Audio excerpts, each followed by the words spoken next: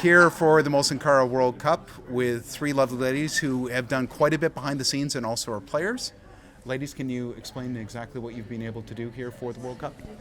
I was in touch with Lucy a while back about just programming, and she gave us the information about the tournament and asked if there would be any players locally.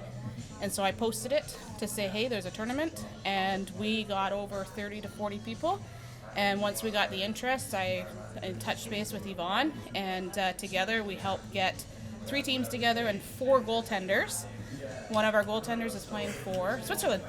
Wow, very impressive. So, yeah. So can you talk to me specifically about behind the scenes? It's difficult enough putting one team together. How difficult is it to put, no, but I'm serious, how difficult is it to put 3 teams together when you're looking at hopefully 12 forwards, hopefully 4 or 5 defensemen, 2 goalies if you're lucky, maybe a coach? How difficult is this? It's challenging. We ended up not quite enough for the 3 teams, but too many for the 2 teams. Okay.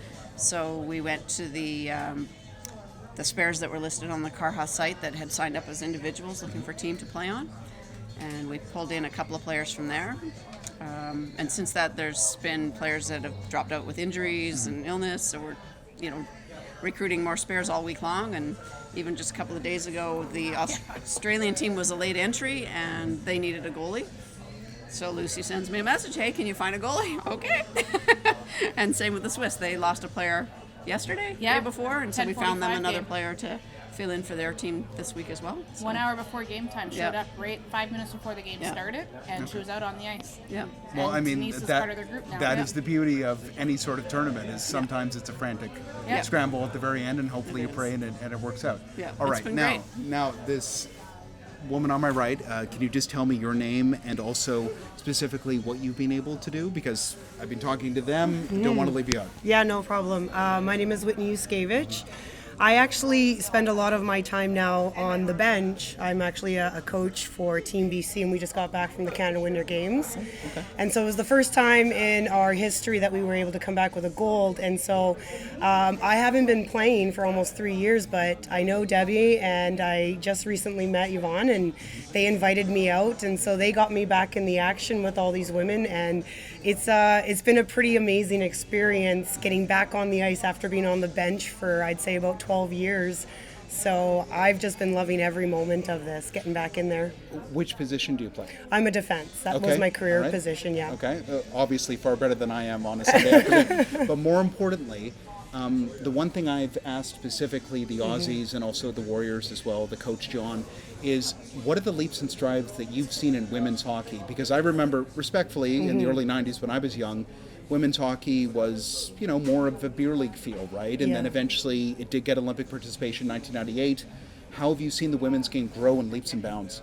From our youth level, I have seen the representation and the opportunity that these women are getting are becoming more and more par with the boys programs. You're seeing academies, you're seeing service providers and skills coaches. I'm a Hockey Canada skills coach, and we are out there offering the opportunity for them to work not just on power skating, but on their shooting, on their puck techniques. So you're starting to see that puck possession of the game increasing, where normally people would just say, oh yeah, it's a fast game.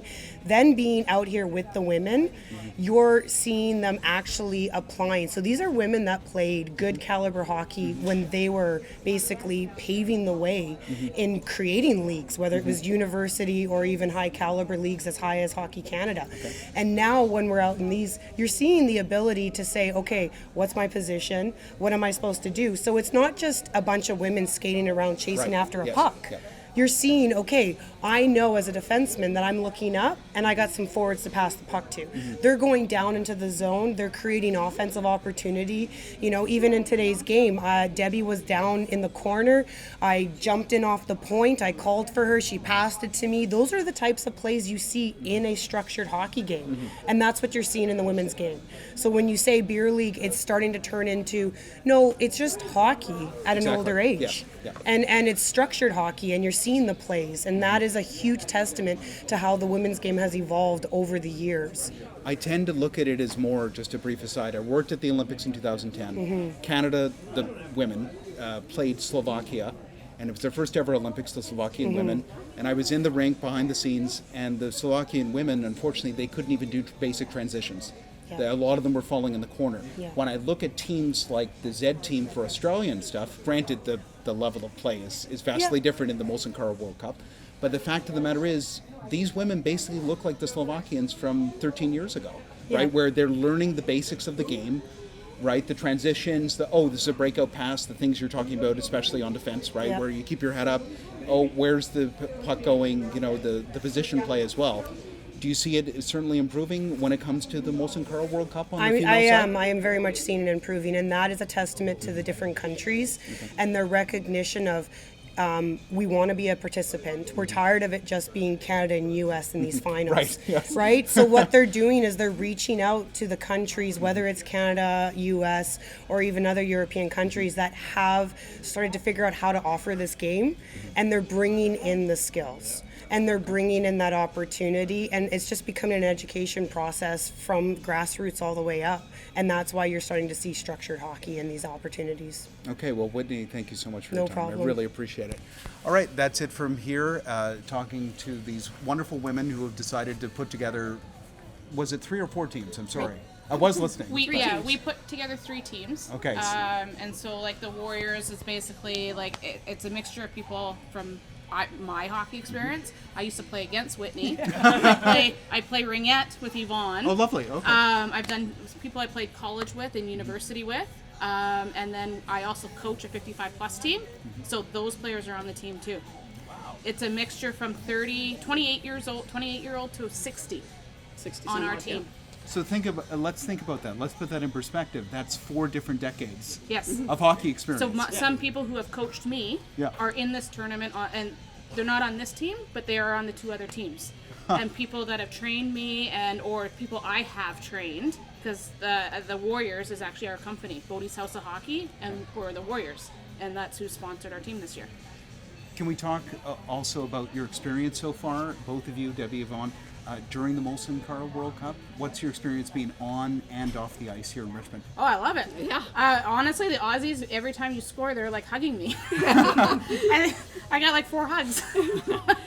And like just meeting people, like talking to the people from Switzerland, and then talking to the men from like the other countries too. It's amazing. I love the fact that there's so many different people here, and you get to just talk to them and hang out with them and learn a little bit about their hockey experience. Absolutely. It's incredible. Like I've done a lot in hockey, but that's not why I'm here. I'm here because like you said, the generations, pulling all the generations together and playing hockey as a whole, and then having fun and meeting new people and having experiences you just wouldn't have anywhere else. Well, I couldn't have. That's a perfect sum up. I can't do any better after years of being a reporter. So thank you so much for your help. Thank you. Thank you all It's been 3. amazing. And I really hope that regardless of whether you win a championship or not, I really hope that your good experience continues here. Yeah. Thank you. Definitely. Thank you for your time. Great. Thank you. Thank you for your time.